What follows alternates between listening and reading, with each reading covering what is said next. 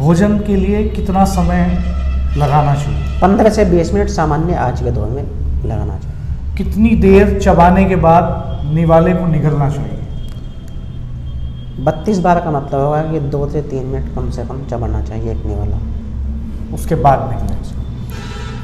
रात में किस समय सो जाना चाहिए? 9 से 10 बजे सो जाना चाहिए और सुबह 4 से 6 जग जाना चाहिए। कौन सी चीज़ें ऐसी हैं जो रात में नहीं खानी चाहिए? दही, चावल, केला, जो भी अभिसंधित द्रव्य हैं, खून को, ब्लड को गाढ़ा करने वाले हैं, कफ बढ़ाने वाले हैं, वायु बढ़ाने वाले हैं, शाम के समय नहीं खाने चाहिए। सुबह कौन सी चीज़ें नहीं खानी चाहिए?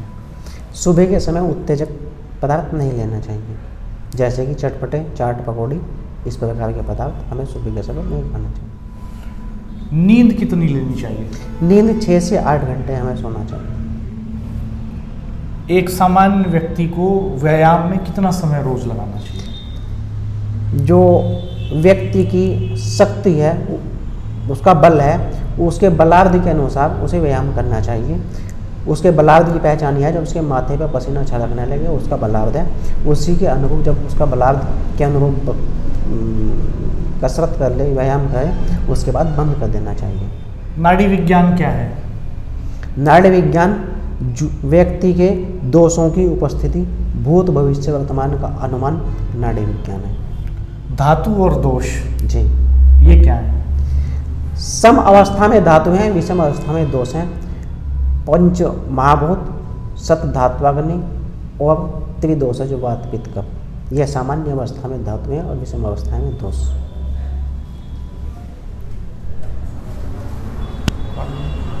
दोस्तों नमस्कार। हमारे देश में आयुर्वेद का एक विशेष महत्व रहा है। एक खास तरह की जीवन शैली जो भारतीय प्राचीन संस्कृति और सभ्यता का प्रतीक है, उसकी एक विशेष अहमियत है।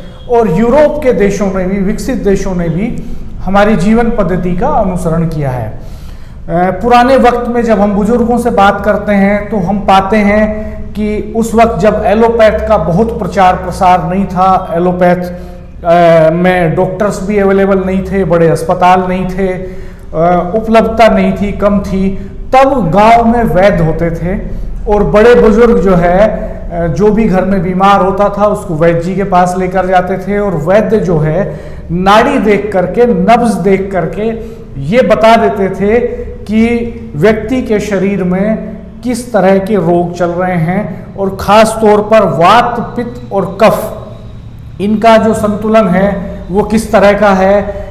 वो एक खास जीवन पद्धति के बारे में बताते थे कि क्या खाना है, क्या नहीं खाना है, रोग की जड़ क्या है, किस वजह से वो शरीर में पैदा हुआ है, उसे खोजते थे और उसमें खान पान में, रहन सहन में, दिनचर्या में बदलाव के नुस्खे देते थे और उसके साइड इफ़ेक्ट कम होते थे, उससे जो ट्रीटमेंट आता था।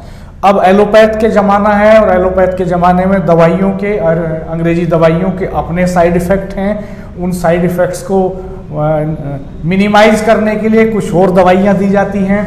खैर वो एक अलग बात है। आज हम नाड़ी विज्ञान पर बात करेंगे, एलोपैथ पर नहीं, आयुर्वेद पर नहीं, नाड़ी विज्ञान पर बात करेंगे कि नाड़ी विज्ञान क्या है।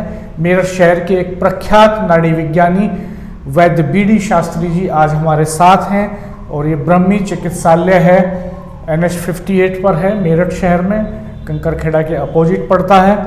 और वैद्य जी से हम जानेंगे कि नाड़ी विज्ञान क्या है और कितना कारगर है, कितना खर्चीला है, कितनी कॉस्टिंग आती है इसमें और कैसे हम अपने को स्वस्थ रख सकते हैं नाड़ी विज्ञान के जरिए। वैद्य जी आपका हमारे चैनल पर बहुत स्वागत है। धन्यवाद। क्या है सर नाड़ी विज्ञान? नाड़ी विज्ञान रोगी के भूत, वर्तमान और भविष्य के रोगों का निर्धारण है। नाड़ी से हम यह निर्धारित करते हैं कि व्यक्ति को पूर्व में क्या रोग होगा, वर्तमान में क्या रोग है और भविष्य में किस रोग के होने की संभावना है। ये तो जबरदस्त विधा है कि वही आप ये भी बता देते हैं नाड़ी देख के कि पहले क्या बीमारियां हुई हैं जी। तो भूत का मतलब जैसे मान लीजिए मेरी उम्र मान लीजिए 40 साल है जी, तो कितने साल पीछे तक का बता सकते हैं नाड़ी देख के कि क्या बीमारियां रही होंगी? मूलतः जो जन्म से बेसिक कंडीशन है अच्छा। वहाँ से पता लग जाता है। अच्छा जी, इतना लंबा तक पता चल जाता है। क्योंकि मनुष्य की प्रकृति वो मूलभूत होती है, वो नेवर चेंज, उसमें परिवर्तन तो होता रहता है, कभी कम या अधिक, बट नेवर चेंज, वो कभी बदल नहीं सकती। तो नाड़ी देख के आप ये पता लगा लेते हैं कि केस हिस्ट्री क्या है, जिसे एलोपैथ में केस हिस्ट्री बोलते हैं। हाँ जी। वो आप नाड़ी से जी। कितनी देर देखनी होती है नाड़ी आमतौर पे आपको? नाड़ी मुख्यतः एक व्यक्ति की 3 बार नाड़ी देखनी चाहिए, 3 बार दाईं नाड़ी, 3 बार बाईं नाड़ी। इस स्त्री जो रोगी है नाड़ी का मतलब ये जो नब्ज यहाँ पे धड़क जी, यही हुआ ना? हाँ जी। तो इसको देखते हैं आप अंगूठा लगा के? जी। अंगूठे से देखते हैं, उंगलियों से देखते हैं कि आप देख के बताइए कैसे देखते हैं? ये हम देखते हैं, ये आपका अंगूठा हो गया, हाँ, ये आपकी रेडियल पल्स होगी, हाँ, यहाँ से हम वात पित्त कफ का निर्धारण देखते हैं कि कैसे किसकी कौन सा रोग चला हुआ है जी, कौन सी धातु बढ़ी हुई है जी, उससे कौन सी संभावना है। अच्छा, जैसे कि आपकी जो है अभी पित्त और कफ की नाड़ी बढ़ी हुई है जी, तो संभवतः आपको पित्त और आपका कफ का रोग है। जी, आपको गर्मी में सामान्य व्यक्ति की अपेक्षा गर्मी ज़्यादा महसूस होना, जी, सर्दी के मौसम में सामान्य व्यक्ति से अधिक ठंड महसूस होना, जी, ये आपका मूलभूत है। जी, अब क्या है कि समय समय पे यदि आपका जो आहार और विहार, लाइफ स्टाइल और डाइट चेंज होगा तो उसमें इन रोगों की, इन दोषों से संबंधने वाली जो बीमारियां होंगी उनका रोग बढ़ने और घटने की संभावना समय समय पर परिवर्तित होगी। तो ये एक दिन में 3 बार देखनी होती है? नहीं, अच्छा, किसी भी नाड़ी, किसी भी रोगी की नाड़ी रोग निदान करने के लिए हमें 3 बार दाईं नाड़ी, 3 बार बाईं नाड़ी का परीक्षण करना चाहिए। अच्छा, मान लीजिए आप अभी करेंगे निर्धारण, जी। तो इसी वक्त देख लेंगे 3 बार दाईं 3 बार बाईं, जी। और फिर आपको ये अंदाज हो जाएगा कि आपकी फाइंडिंग्स में ये आ जाएगा कि क्या केस हिस्ट्री रही है, जी जी, और इसके अलावा अभी क्या चल रहा है। जी। अच्छा, भविष्य भी बताते हैं इससे बीमारियों का? भविष्य से ये है कि यदि आपने अपनी लाइफ स्टाइल और डाइट में परिवर्तन नहीं किया तो उसी दोष से संबंधित आपको बीमारी होने की संभावना होगी। जैसे कि कहीं पे मतलब अग्नि जली हुई है, यदि हम उस पर ध्यान नहीं देंगे तो भविष्य में अग्नि बढ़ने की संभावना होगी, भयंकर रूप लेने की। यदि हमने देख लिया कि यहाँ पे अग्नि प्रज्वलित हो रही है और हमने उसका ध्यान रखा तो ऐसी लापरवाही से कोई दुर्घटना होने की संभावना नहीं होगी। थोड़ा ये बताइए आप कि नाड़ी विज्ञान क्या कहता है कि बीमारियां क्यों होती हैं? जैसे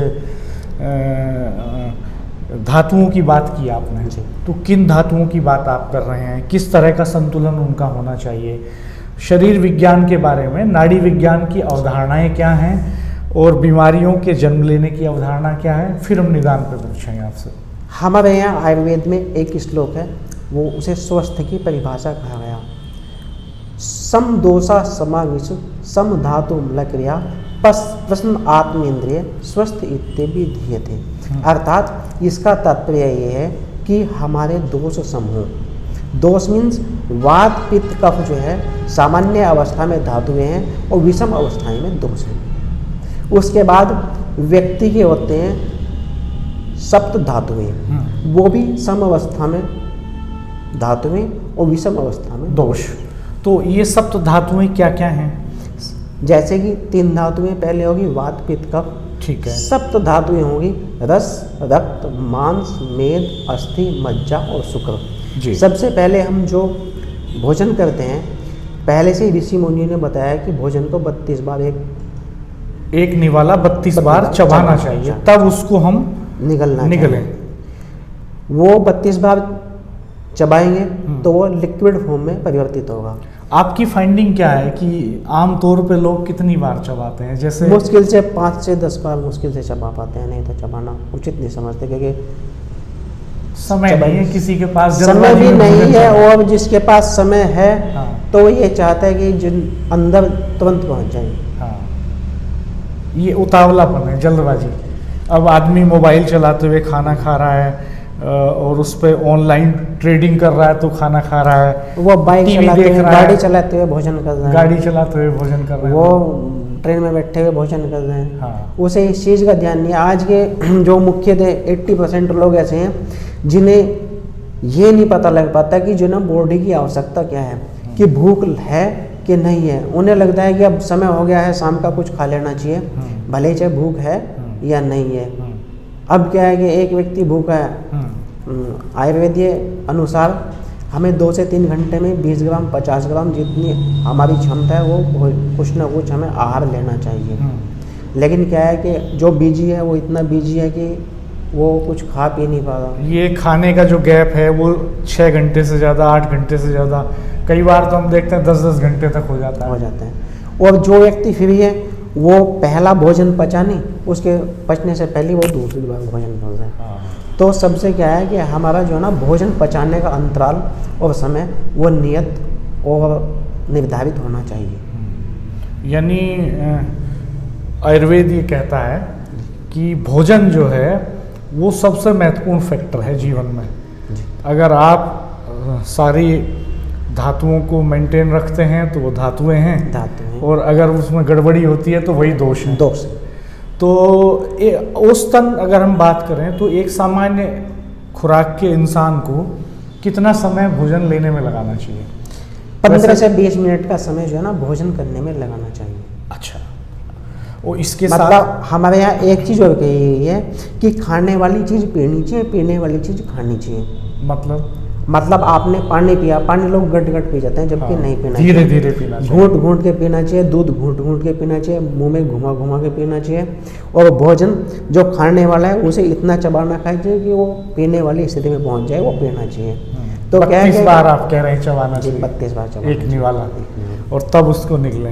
तो इससे ये होगा कि जितने भी रस लार के जरिए उसमें मिलने होंगे, या जो भी एंजाइम्स हैं बॉडी में 2 प्रकार के सेक्रेशन है, इंटरनल एक्सटर्नल, अंतःस्राव और बाह्य स्राव।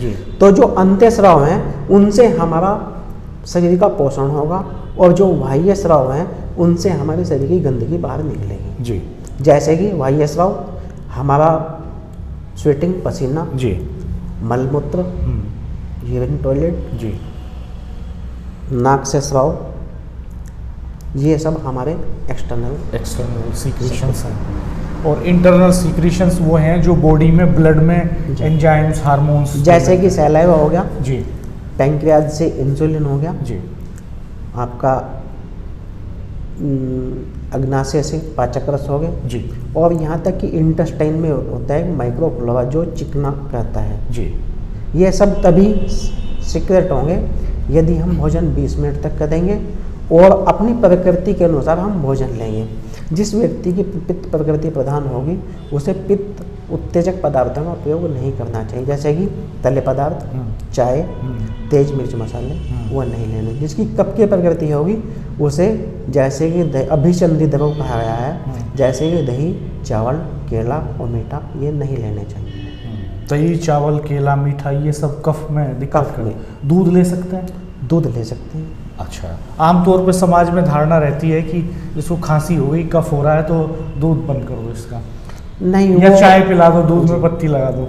वो देखिए ये तो आज का प्रचलन है। हाँ। जो लोगों ने जो है ना ये आपका बना लिया है जी। नहीं तो ऐसा है नहीं, दूध में हल्दी, अदरक, शुंठी, काली मिर्च, पीपल इनका प्रयोग करके उबाल के उससे ले। अच्छा, अगर कफ है आपको, जैसे अभी सर्दियां हैं तो कफ की दिक्कत आम रहती है, तो उस दूध को आप अदरक डाल के उबालें, उसमें काली मिर्च डाल लें थोड़ा, और फिर हल्दी उबालने के बाद मिलाएं कि नहीं? उबालने से पहले हल्दी मिलानी चाहिए। उबालने से पहले त्रिकटु चूर्ण आता है, हाँ। पंचकोल चूर्ण आता है जी, वो आप दूध में डाल के तब उबाल लें, तब उसका प्रयोग करें तो किसी प्रकार का कफ प्रकोपित नहीं होगा, वात पित्त प्रकोपित नहीं होगा, वो बचेगा जी और शरीर को बलिष्ठ करेगा। अच्छा, वात की शिकायत भी बहुत आम रहती है जी, तो उसमें क्या खाना चाहिए, क्या नहीं खाना चाहिए? जो वात प्रधान द्रव्य हैं जैसे कि मटर होगी, गोभी होगी, भिंडी होगी, अरवी होगी, ये सब वात प्रकोपक पदार्थ हैं, तो ये प्रयोग नहीं करनी चाहिए वात रोगी को।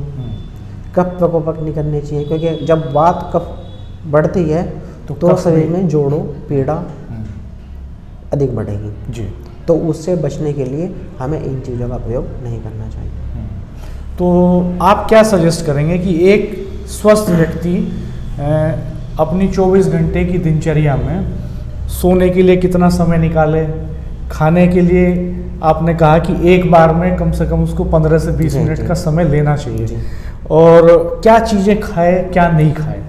देखिए, जो आयुर्वेदीय या आपका सनातनी लोग हैं वो ईश्वर मानते हैं, ब्रह्म मानते हैं, प्रकृति जो है ईश्वर का स्कूल है, विद्यालय है। कोई भी जीव का जन्म होता है, वो व्यक्ति मनुष्य यहाँ आता है, उसे प्रकृति के नियमों का पालन करना पड़ता है। प्रकृति का सीधा सिद्धांत है, प्रकृति ने जो है ना 8 पहर 24 घंटे का निर्माण किया है। तो 24 घंटे में 6 से 8 घंटे व्यक्ति को जो है ना जो वर्किंग आवर्स है उसके उसमें काम करना चाहिए, 6 से 8 घंटे सोना चाहिए और 6 से 8 घंटे जो है ना और दूसरी नित्य क्रियाओं के लिए है, जिसमें कि आपका जैसे कि दंत धावन, छोरक्रम, शेविंग वगैरह, कट वगैरह, इन सब का निर्धारित समय है। आपका जो कटिंग करानी चाहिए 15 दिन में 3 बार शेविंग ये करानी चाहिए, नेल कटिंग करानी चाहिए। तो भोजन 20 मिनट तक करना चाहिए। जैसे आपका सोच के लिए, फ्रेश होने के लिए 10 से 15 मिनट का समय निर्धारित है, तो उसके अकॉर्डिंग हमें चलना चाहिए। अब 10 से 15 मिनट लगाना चाहिए आदमी जी, ताकि पेट ठीक से साफ हो जाए। पेट ठीक से साफ है, मेंटल सेटिस्फैक्शन हो जाए।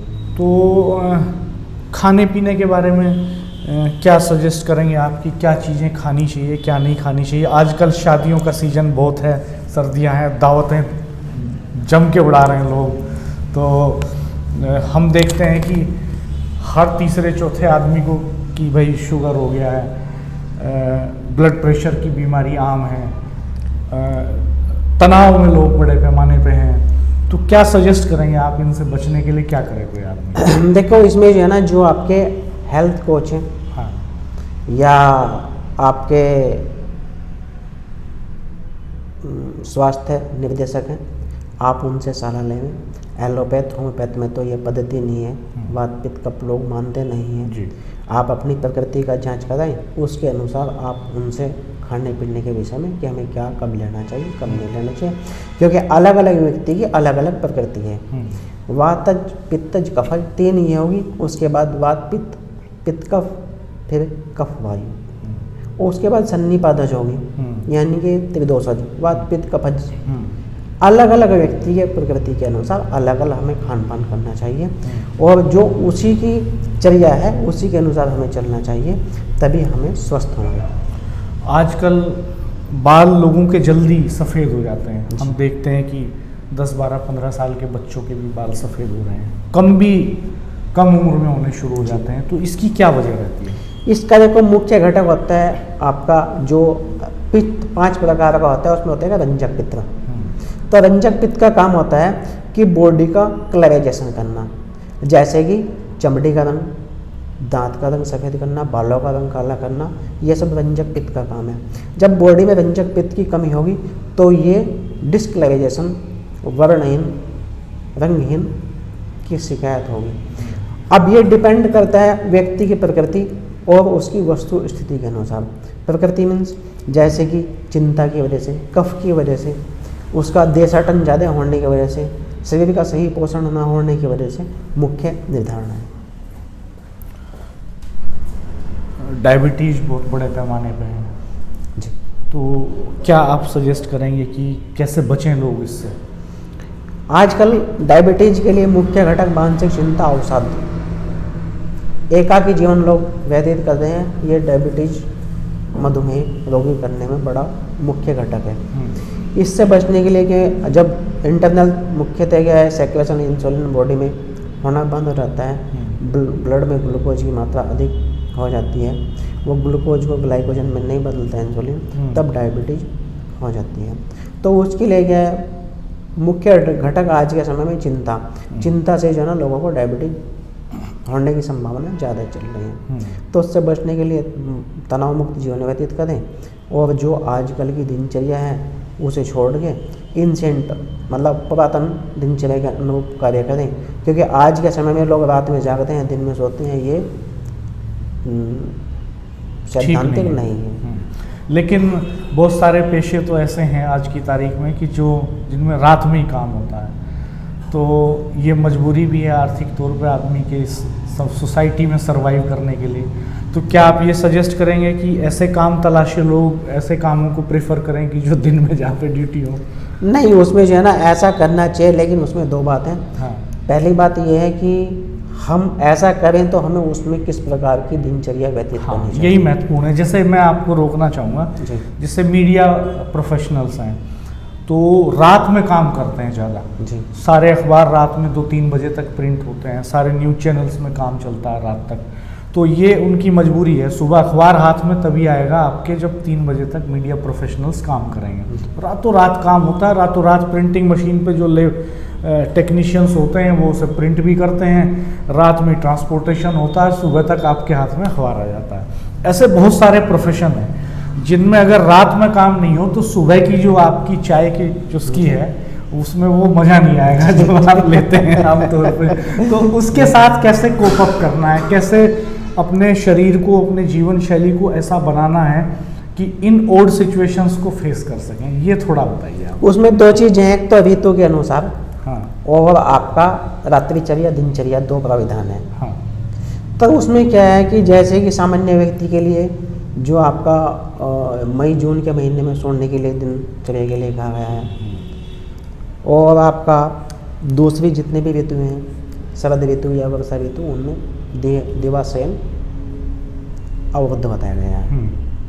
तो हमें क्या है कि जिन लोगों के ऐसे सर्दियों में दिन में नहीं सोना चाहिए, नहीं सोना चाहिए, मई जून में सोएं अगर दिन में सोना जी है। जी। तो सर्दी का दिन तो एक तो छोटा होता है, जी तो वैसे भी सोने की ज़रूरत नहीं है, हाँ हाँ और वैसे भी मतलब शरीर के फिटनेस के हिसाब से भी वो ठीक नहीं है। ठीक है। सोते हैं दिन में तो क्या नुकसान हो सकता है सर्दियों में? दिन में सोने से सर्दी के मौसम में कफ वैसे भी प्रकोपित रहता है, यदि दिन में आप सोएंगे तो निश्चित रूप से आपका कफ बढ़ेगा। जी।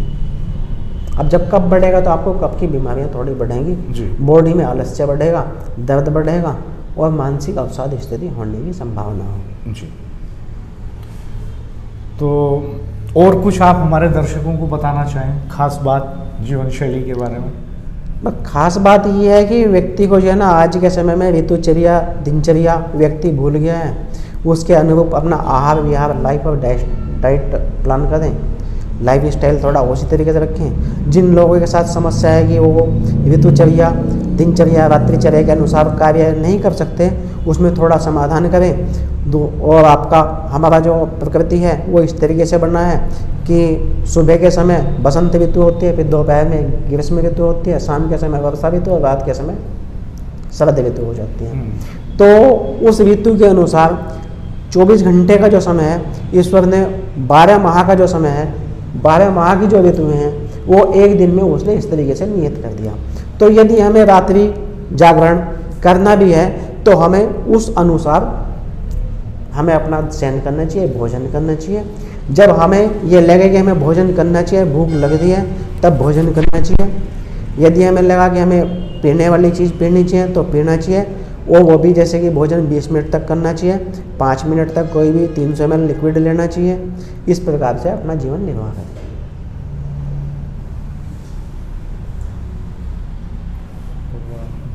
जो आज का आधुनिक जीवन है, जी। इसमें हम लोग देख रहे हैं कि बच्चे, बूढ़े, नौजवान देर रात तक सब मोबाइलों में रहते हैं, और रात तक मोबाइल में रहते हैं तो सही, तो जाहिर सी बात है कि उनकी नींद पूरी नहीं हो पाती। तो सुबह को टहलना, उठना, ये कहाँ तक वाजिब है और क्या करना चाहिए? रात में हमें किस समय सो जाना चाहिए? देखो, शास्त्रों के अनुसार हमें 9 से 10 के बीच में सो जाना चाहिए, और सुबह हमें 4 से 6 के बीच में जग जाना चाहिए, ब्रह्म मुहूर्त में जो कहा गया।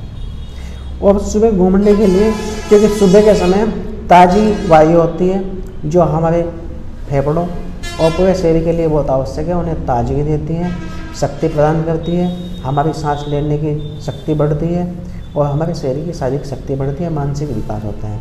इसलिए हमें सुबह के समय 4 से 6 के बीच में जग जाना चाहिए, और हमें घूमना शरीर के लिए बहुत अत्यंत आवश्यक है। जैसे मान के चलो मैं 2 बजे सोता हूँ जी, और मुझे सुबह उठना है 6 बजे, मैं टहलता हूँ, जी, टहला, योगा वगैरह किया, व्यायाम किया, जी। उसके बाद मैं सो सकता हूँ 1 आध घंटे के लिए? देखो, आपने जो है ना सुबह जगह टहले, जो नित्य क्रिया की हैं वो की, उसके बाद आपने जो है ना नाश्ता किया, मतलब अल्पाहार जो किया, उसके बाद आप उसे पचाने के लिए सो सकते हैं, क्योंकि वो पच भी जाएगा और आपकी बॉडी एनर्जेटिक ऊर्जावान भी होगी। शास्त्री जी, मट्ठे को लेकर आजकल, हम जब छोटे थे तो गांव में थे तो गांव में मट्ठा वगैरह पीते थे, अब मट्ठे का कितना महत्व है मतलब शरीर में? मट्ठे के विषय में आयुर्वेद में कहा गया है कि जिस प्रकार समुद्र मंथन होने के बाद पहले विष की विष निकला, उसके बाद रत्न और उसके बाद अमृत की उत्पत्ति हुई। इस प्रकार दही मथने के बाद जो घी निकला वो आज के समय में विष का काम कर रहा है और मट्ठा जो है वो अमृत का काम कर रहा है। शास्त्रों में अमृत के विषय में कहा गया है कि एक बार जब भगवान इंद्र भग हो गए थे, उन्हें शाप मिला था गौतम ऋषि से, तो उनके विषय में कहा गया है कि यदि स्वर्ग में तक्र होता तो इंद्र भग वाला और चंद्रमा को जो शाप दिया था उन्हें क्षय रोग हुआ कि वो ना होता। तो मट्ठा जो है हमारे शरीर के लिए अमृत समान है, लेकिन हमें ताज़ा और पूर्ण रूप से मथा हुआ मट्ठा पीना चाहिए। कुछ लोग ये कहते हैं कि सूर्यास्त के बाद मट्ठे का सेवन नहीं करना चाहिए, क्या ये सही है? देखो, मट्ठा दही का सेवन सुबह के समय और दोपहर तक करना चाहिए, शाम के समय दूध का प्रयोग करना चाहिए। दूध हमेशा पी सकते हैं, सुबह हो या शाम को। तो वैद्य BD शास्त्री जी ने हमें नाड़ी विज्ञान के बारे में, आयुर्वेद के बारे में विस्तार से बताया और आज के इस भाग दौड़ भरे जीवन में कैसे अपने को फिट रखें, कैसे अपने को हिट रखें, कैसे लंबा जीवन जिएं, इसका फार्मूला बताया। हमें भरोसा है कि इस वीडियो में जो जानकारियां वैद्य जी ने दी हैं वो आप सबके लिए बहुत वैल्यूएबल होंगी। आप कमेंट बॉक्स में कमेंट करके बताइएगा कि आपकी क्या प्रतिक्रिया है, आपकी क्या राय है। आपके कुछ सवाल भी हो सकते हैं, आप यहाँ सवाल भी पूछ सकते हैं लिख करके। हम उन सवालों को वैद्य जी के सामने रखेंगे और अगले वीडियो में जब उनसे बातचीत करेंगे तो आपके सारे सवालों के समाधान पर भी बात करेंगे। और अगर आप वैद्य जी से संपर्क करना चाहते हैं तो हम वैद्य जी का एड्रेस भी यहाँ डिस्क्रिप्शन में दे देंगे।